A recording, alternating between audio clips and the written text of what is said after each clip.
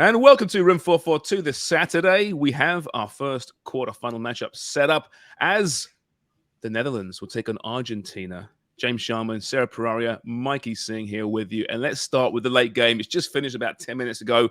Australia pushed late, showed great character, but in the end it was the class of one Lionel Messi and Argentina getting the job done. Sarah, we've been celebrating Messi for a while now. That was, I'm not sure if it was the best performance of anyone at this World Cup so far, but it's right up there.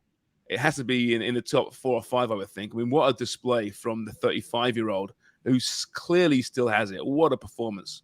Yeah, I think you hit the nail on the head there. 35 years old, and this guy is still giving Argentina everything he has.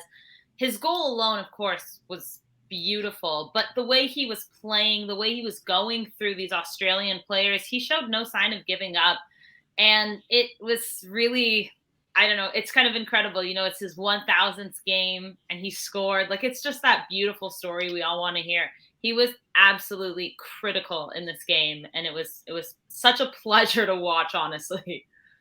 It's vintage, right? It's so clear that he's just a cut above the rest of not only everyone else on the pit, but like his teammates as well.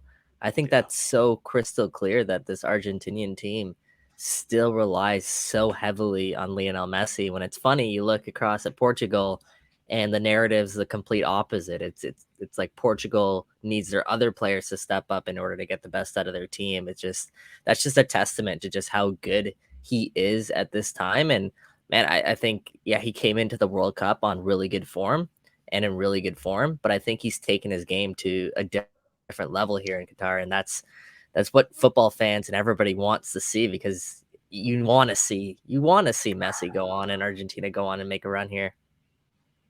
Yeah, I'm trying to figure out what Argentina is without Messi. Are they just a very average team? Are they a good team? Are they a team that will still be contending for something at this tournament where no team is really standing out right now? I look at that game today, and Julian Alvarez scored a nice goal. Had played pretty well, actually, in fairness. But then Can we call it nice? Can we call it a nice goal? It was a decent goal. Took it away from the horrendous keeper. goalkeeping. But the press, I love a good press. You know? I'm like Albert. I love a good press. But I mean, listen, he scored a nice goal. But then Martinez came on, and my God, I mean, I don't know what's wrong with that guy right now. He had so many chances. Messi could have had a couple of assists, and for Albert's assist bet would have come through. In the end, it didn't. Nor did mine either, by the way, because bloody Australia scored. Me too. Mine was. Well, Enzo Fernandez scored. How unlucky was that? Mine was nearly there, and I almost hit 2 today, guys. Almost. You're on a heater. No, I'm not. Well, there's only one way for Sarah to go, really, isn't there, at this point? No, but seriously, guys, Lautaro Martinez, can we talk about him? He was awful. He got fed 2 beautiful passes from Messi, literally gifts. Like, I would put money that either 3 of us could have scored those goals. How are you skying that first goal? Like, you can't be doing this at this level on this stage. This is why Julian Alvarez is starting. That's wild. It, right? It cost him his starting position. And circling back to your original question a little bit back, James, what is Argentina without Lionel Messi? I think it's a very average team at this World Cup, to be completely honest. I think he is the reason why they are where they are, why they're serious threats. And if Lionel Messi wasn't there, I don't even know if they'd make it out of the group stage. I have a lot of questions about this team beyond Messi. So we'll see how far they can go here if Messi can keep it up. Although, I mean, we discussed this week, Brazil without Neymar, what are they? You know, they've looked relatively average without him in 2 games, right? And he's the X factor there. What is France without Mbappe? Still pretty good, but these top players do elevate good teams to great teams. There may not be a team at the World Cup, though, that relies on one player more than Lionel Messi, right? I was thinking maybe Cody Gakpo with Netherlands because of what he's done for them during the group stage, but we saw today that was a completely different story. Dumfries and Memphis Depay showed up. It was a different story there for Netherlands. So yeah, I don't know if there's a player or a team at this tournament that relies on one player more than Lionel Messi. Canada and Alphonso Davies, maybe. Mm. Although they proved without him they could do things in qualifying. But let's not go down that route right now. That's a different conversation. Yeah, but it's true. I guess, and listen, I think if any team has a player of that ilk, they're going to depend on him, right? I don't think that's necessarily a check mark against a team. Portugal, when Ronaldo was good, relied on him as well. Yeah. Right. So I guess it just does happen. But still, I mean, if you bet on Argentina to win the World Cup before the tournament began, I think you're feeling pretty good right now. They did look good at times today. But listen, let's give Australia credit, right? The gap is closing somewhat. They were so disciplined, so organized. We know they haven't got anything going forward, and they relied on a massive deflection to score their goal. But one of the stories, but me and Mikey were talking just off camera there, Sarah. It's funny how when the knockout phase begins, all these stories have been so immersed in just disappear and gone. Like, there's Aussies, done. That was nice while it lasted.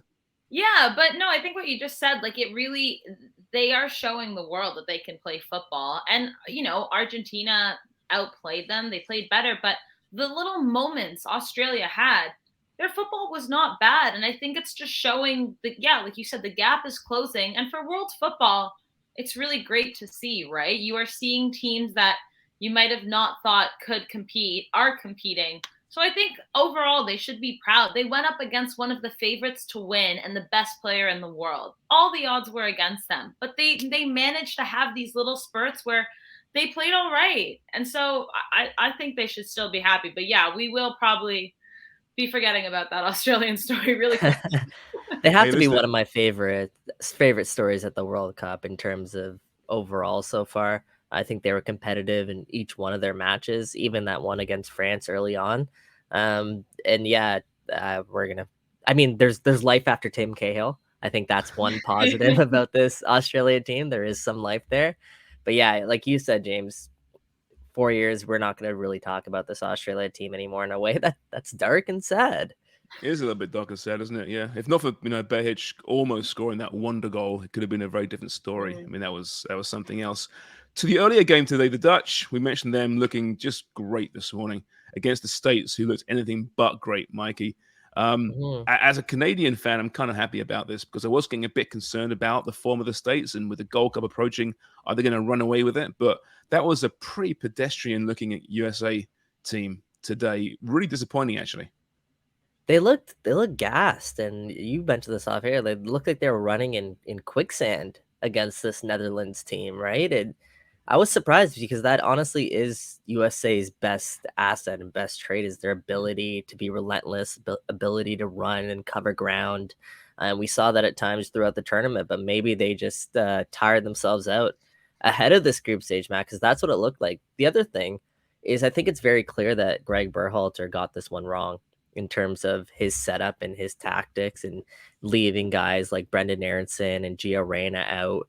I think that clearly cost them an early tough start, and they were never able to recover. And on the other hand, you got to credit Louis van Gaal because his tactics were impeccable in terms of the way that he wanted to approach this game and sit back a little bit and let the US come to them and not give them too much space on the counterattack and instead counterattack themselves. And we saw that work out to a T on their first goal, one of the nicest goals, I think, and a great finish from Memphis Depay.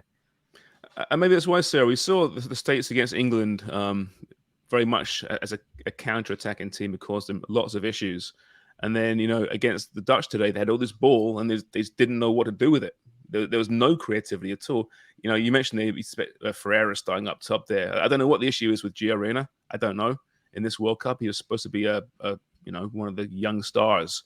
I know he's been hurt a lot. I get that, but very, very strange performance. And even Tyler Adams, who have been one of the performers of this year's World Cup so far, he was run over at times in the midfield, I thought. Yeah, no, I think Mikey pretty much summed it up. They looked gassed. They did have so much possession, but they couldn't do anything with the ball. Like, I found the first half of this match so dull. And even though the Netherlands scored, like, this football between these two teams was honestly utterly boring. If you look at the scoreboard, you're like 3-1. It would have been such a good game, I assume. But I found both teams just, Netherlands were tactical and they knew what they had to do, but the States couldn't get anything done. And the Netherlands were just waiting for that counter and it worked out. didn't make for great football, but it was smart on their end. But yeah, the States they got outplayed, and I completely agree. I'm a little bit confused about Gio Reyna. He didn't get any starts in any of these 4 matches that USA played, and you do have to wonder, did Berhalter, did he really, really mess it up for the States? What do you think, Mikey, about Berhalter's future? Obviously, a World Cup coming up in the States, obviously a co-hosting World Cup. Do they want someone more high profile? Has he shown enough in this World Cup that young group he's been working with from the beginning of this past cycle is actually now making some real inroads? And we should dismiss this one performance perhaps as being a bit of a unicorn. Yeah, it's a really tough question because you have to ask what's the expectation and what's the standard for this UN's men's national team. And for so long, it's been get out of the group stage. Well, they accomplished that, but still, it still feels like there was something left on the table for this team. It still felt like there was another gear that they could reach. And when you think about some of the decisions that Berhalter made throughout the whole course of this World Cup, I don't always agree with it. Like he is an unconventional manager. He is. He makes some strange decisions out there, and with the World Cup coming to the States, and they're going to play the biggest role out of the 3 teams.